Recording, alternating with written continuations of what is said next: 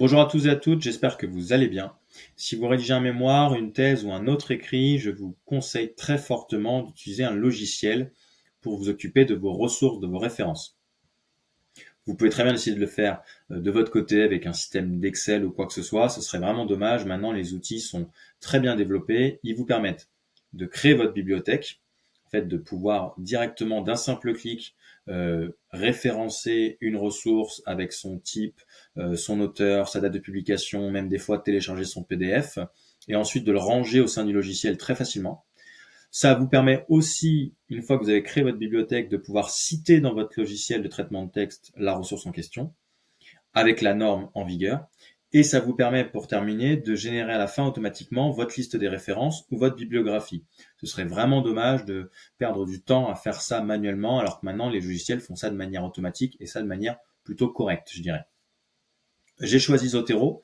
Il y a d'autres logiciels, mais en fait actuellement ce qui se passe, c'est que si vous prenez un guide des normes d'une université ou d'une école, la plupart du temps on vous parlera de Zotero sans même citer les autres, que peuvent être par exemple EndNote.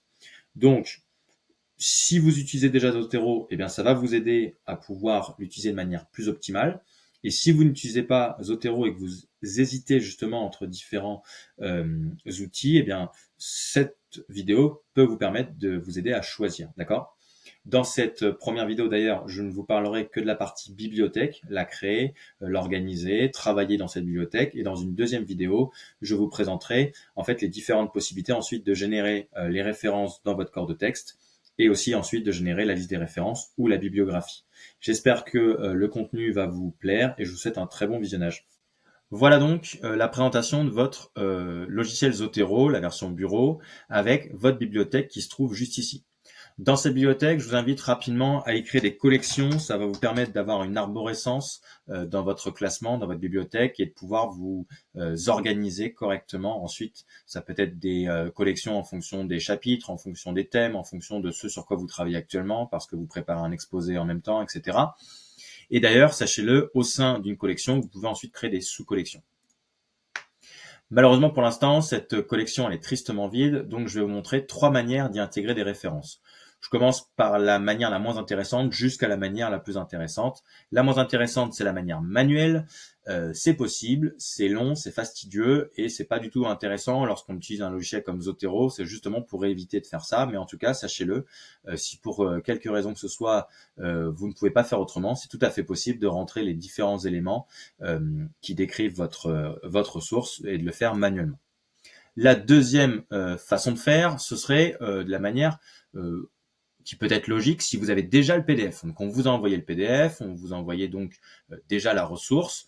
Peut-être que ce n'est pas utile d'aller à nouveau la chercher sur Internet puisqu'il suffit de la faire glisser et qu'à ce moment-là, Zotero va l'intégrer dans la bibliothèque dans laquelle vous l'avez fait glisser et va tout de suite l'identifier. Là, en l'occurrence, il a identifié que c'est un article de revue. Il est donc présenté comme un article de revue, alors que le premier, vous voyez, c'était un article de journal, donc le logo n'est pas le même. Et il va avoir obtenu toutes les informations qui m'intéressaient en m'ayant aussi chargé le PDF. Les PDF, d'ailleurs, sont tout à fait utilisables à l'intérieur de Zotero, donc c'est l'intérêt aussi de la chose. Vous allez pouvoir classer vos documents, mais aussi travailler dessus, et ce, au même endroit.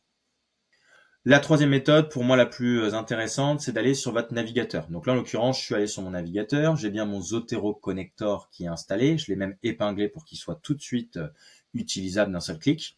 Et je suis allé sur un site donc qui est Kern, ça aurait pu être un autre site comme PubMed, Sudoc ou autre, mais j'ai choisi Kern, et j'ai tapé le mot-clé société au hasard. Je cherche un article par exemple qui m'intéresse, je vais cliquer dessus, et là vous allez voir que le Zotero Connector va tout de suite identifier que je suis ici sur une ressource qui est un type d'article et je vais pouvoir, juste en cliquant sur le bouton du Zotero Connector, le rajouter à ma bibliothèque. J'ai à nouveau, tout comme l'exemple précédent, l'identification qui s'est faite, c'est un article de revue et j'ai toutes les informations qui ont été rajoutées. Je ne saurais que trop vous conseiller de vérifier à chaque fois que vous intégrez une ressource que toutes les informations sont bien présentes et qu'elles sont aussi bien nommées au bon endroit. Il peut y arriver que des informations ne soient pas remplies dans la bonne case ou que des informations soient manquantes.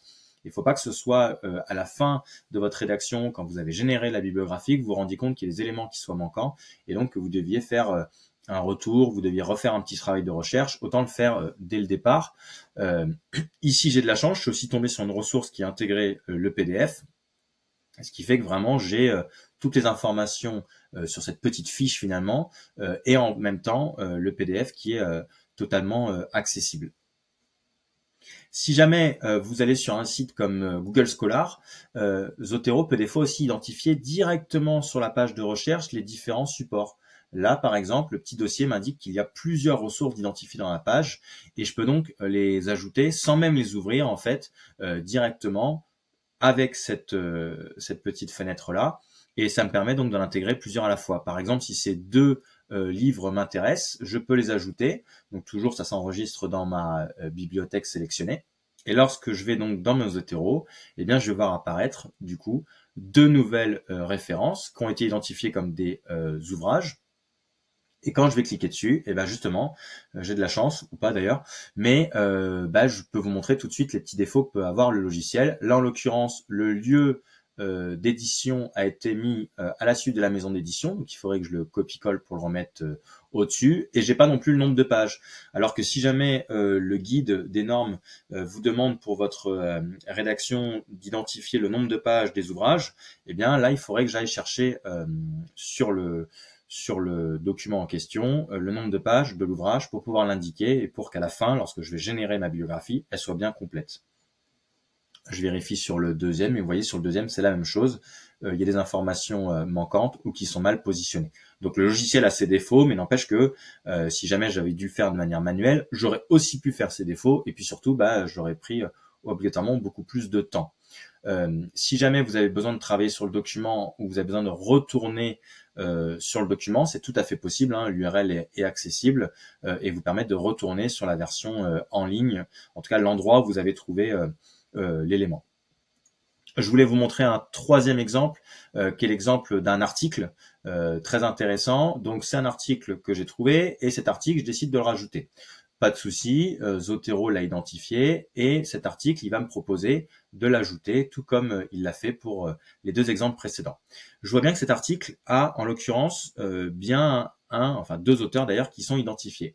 Si je clique dessus, il va me l'ajouter, pas de souci, mais il va me l'ajouter et il va me l'ajouter sans avoir nommé, sans avoir trouvé les auteurs. C'est quasiment le cas pour toutes les pages web. Si jamais vous partez d'une page web, si jamais Zotero identifie que c'est une page web, il aura beaucoup de mal à les trouver dans la page web, des fois la date de parution, et en plus de ça, très souvent les auteurs. Donc vraiment, pour tout ce qui est ressources en ligne, ce que j'appelle ressources en ligne, donc c'est une page web, c'est pas un article que vous avez trouvé en ligne alors qu'il était publié, c'est vraiment une ressource qui est uniquement disponible en ligne. Faites bien attention à ça, il manque très souvent des informations. Pour rester quand même dans du positif, Zotero aura fait une capture d'écran en fait, ce qui fait que vous n'avez pas besoin d'être en ligne pour travailler ensuite dessus. Vous avez directement une capture d'écran qui va s'ouvrir et qui vous permettra d'avoir accès à tout ce que vous avez vu sur cette page, même en fait l'entièreté de la page qui a été capturée. Donc voilà un petit peu comment je fais pour intégrer les références dans mon Zotero. Et vous avez vu, hein, c'est vraiment la dernière méthode qui est la plus évidente et qui vous permet de pouvoir fonctionner correctement par la suite sans avoir besoin de rajouter manuellement les différents éléments. Pour terminer cette vidéo, quelques petites astuces qui vont vous aider encore plus à utiliser Zotero. La toute première, c'est que vous avez en fait un moteur de recherche en interne, donc avec le titre de l'ouvrage ou l'auteur. Vous pourrez retrouver d'ailleurs dans une collection ou dans l'ensemble de vos collections en appuyant sur partout. Vous pourrez retrouver votre ressource plus facilement. Quand je dis l'ensemble des collections, c'est qu'au fur et à mesure, vous risquez d'en créer d'autres. J'en crée donc ici tout de suite une deuxième qui sera la collection tuto 1. Et vous pouvez très bien avoir envie qu'une référence fasse partie de plusieurs collections à la fois. Dans ces cas-là, un petit clic, vous faites glisser et maintenant ma référence est présente toujours dans la collection d'origine, mais aussi dans la collection de destination.